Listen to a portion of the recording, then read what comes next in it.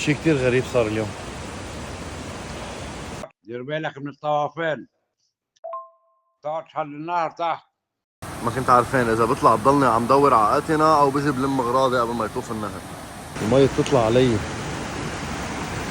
عم فكر ضلني فايق لبكره الصبح لانه ما حقدر اضب اغراضي هلا. مش عم بفهم والله، مش عم بفهم ليه عملتي هيك يا اتنا. يا اتنا اتوني. معقول الميل الثانية من المي ما بتعملها هي؟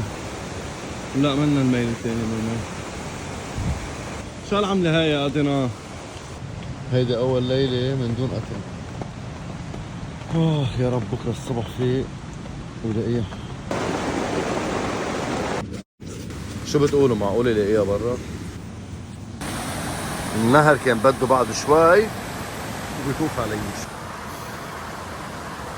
هي شمست، هلا بدي ارجع ادور عليها. ان شاء الله يا رب لاقيها.